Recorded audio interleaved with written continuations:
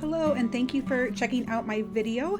In this video I have 5 meal ideas that we made this past week for dinner, and they were all super yummy and delicious and fairly easy, so thanks for watching. If these look good to you, stick around.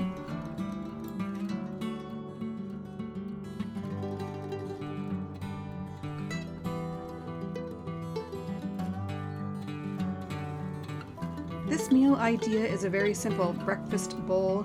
I wanted something easy for lunches this week at work, so I was craving breakfast bowls. So I'm just cutting up about 6 or 7 pieces of bacon. I definitely need a sharper knife or to sharpen my knives.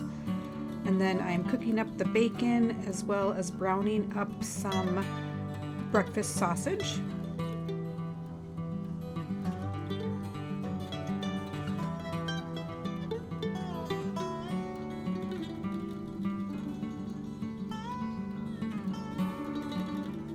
Then I used 7 eggs, and then I did whip those up a little bit before I added them to be cooking. I did scramble them.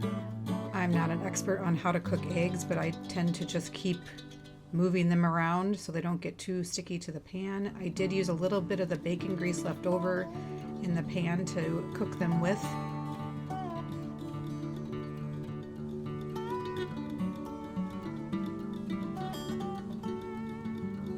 And then I added this cheese I discovered a few weeks ago. It's the Boar's Head 3 pepper cheese. It is spicy, but it does give the breakfast bowls, and I've added it to just plain eggs before, and it just really gives it a good flavor and some spiciness to it.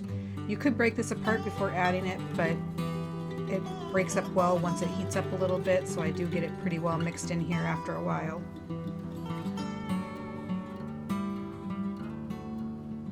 And then I'm just going to add the bacon and sausage to this bowl and mix it all together. Let it mix together and cook a little bit together for a little bit. And then I had it, some of it was delicious. It's very filling since it's a lot of protein and fat. And then I did have enough for at least 3 lunches of leftovers, or 3 meals. So this was delicious. I really enjoyed it, and I was craving it, so it hit the spot.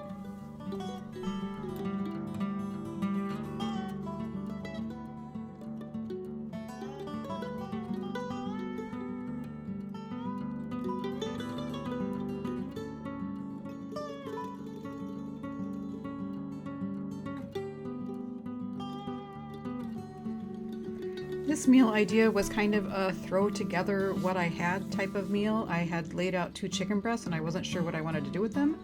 And then I realized I had a can of tomatoes and some pasta, so I wanted to make a pasta dish. So I'm grilling up some chicken breast on the stove top there, and just in some olive oil and salt and pepper. And then I'm showing you my herb garden in the Arrow garden, and I cut up a bunch of basil and thyme and oregano.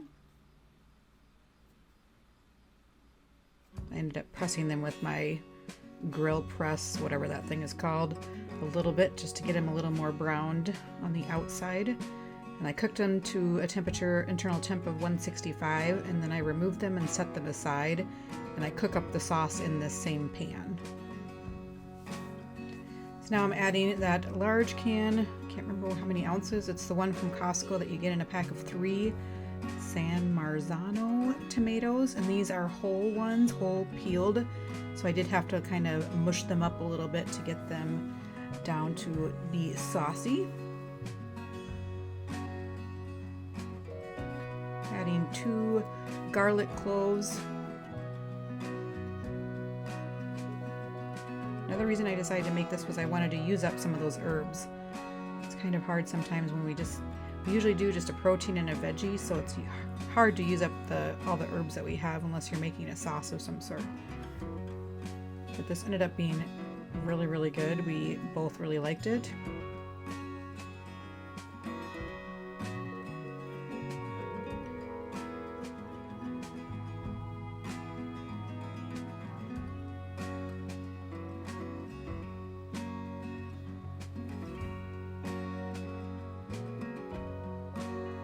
Adding a couple pinches of salt and a couple dashes of black pepper. Sprinkling in some onion powder And then I'm adding some crushed red pepper. The amount I added seemed to be about just right for us. Was spicy though, so if you don't like the spice, either don't add the crushed red pepper or not very much of it. And I have my fettuccine boiling there, and then I cook that to where it's just under al dente. Is that the right way you say that? I did add the chicken. I cut up the chicken and added it back into the sauce. What was I saying about the pasta? Oh yes, so I cooked it to just being right under completely done to my taste, and then I put it directly from the pot into the sauce. So there is some pasta water in there, but you could even add some of the pasta water into the sauce to make it more saucy. It wouldn't hurt it at all. I get that good and mixed up and let that simmer just a couple minutes. I don't want to cook the pasta too much longer. And then I added some Parmesan cheese on the top. It was great.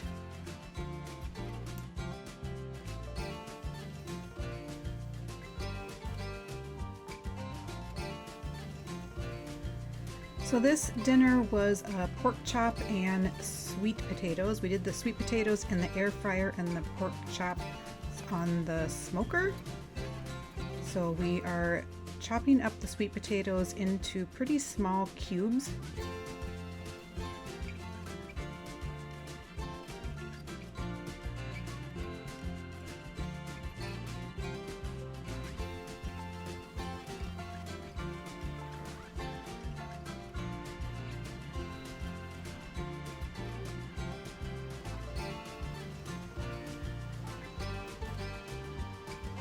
Then adding some extra virgin olive oil to those sweet potatoes.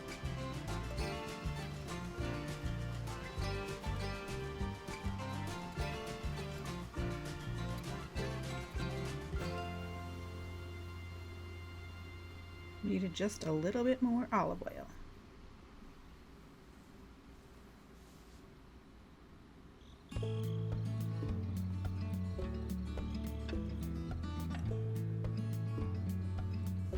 And then we added some Montreal seasoning.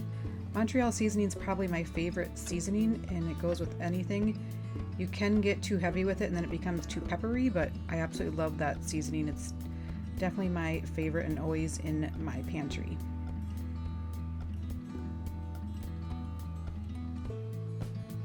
Then these are going in the air fryer basket. Our air fryer is kind of like a toaster oven.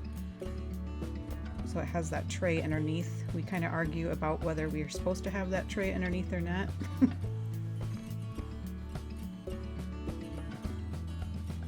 And then we're using the Milwaukee Avenue Polish seasoning. It comes from Chicago. It's delicious. You can buy it in the refill packs as well.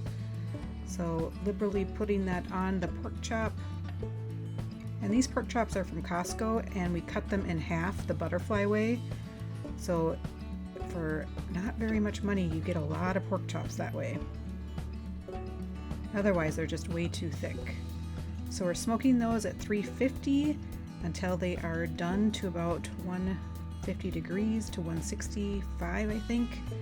And then we're putting these sweet potatoes in the air fryer.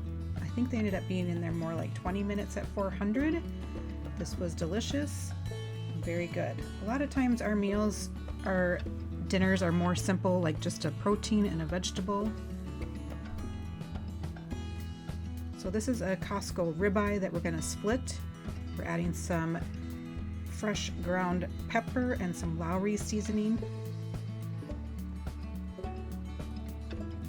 And then we call it the long way. We smoke it for an hour at 185, and then we crank the heat up to 450 until it's done to your desired temperature. We like it about 145. Chopped up some veggies.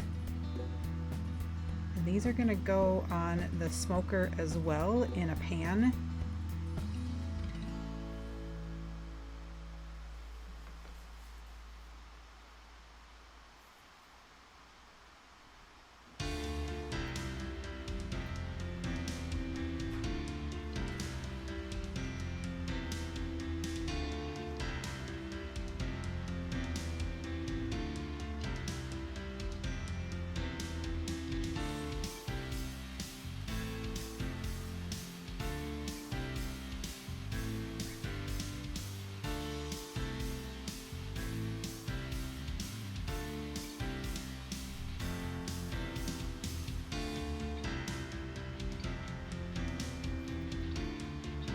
Adding some olive oil to these veggies. You'll definitely see a theme in our meals. There's veggies, olive oil, meat.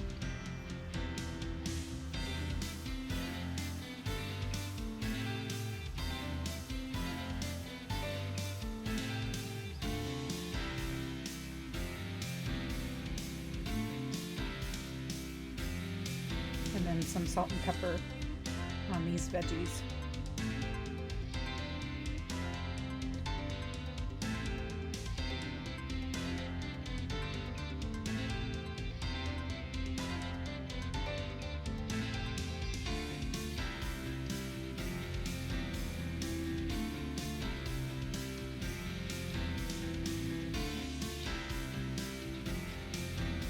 Then we decided to do a blue cheese topping for the steak, just some butter mixed with blue cheese. We do this a lot. It's very, very good. A lot of people don't like blue cheese, so obviously if you don't like it, don't do that. And then here's what it looks like when it's done and off the grill. Oh, my mouth is watering watching this back now. We cut the steak in half. We each get half. And then we top it with the blue cheese butter and dish up the veggies. Delicious. Better than pretty much any restaurant I think I've ever had steak in.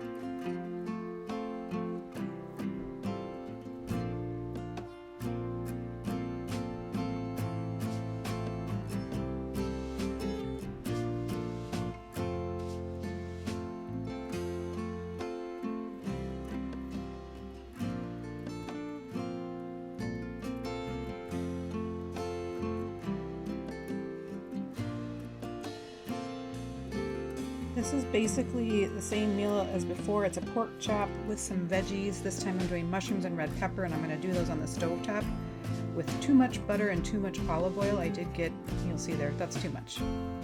That's way too much. But it was good. I mean, how can it be bad? So I cook up the mushrooms first because they'll take a little bit longer, and then I'll add the red pepper later. I did use a new to me seasoning that my boss gave to me that I really appreciate. It is Heather's Dirty something, made here in Minnesota. Dirty Good Original. It's very good. Lots of herbs in it and less salt, so it's delicious. The pork chop, I didn't film that part, but we did add the Traeger Apple seasoning. I can link it down below. But this again was delicious. Thanks for watching.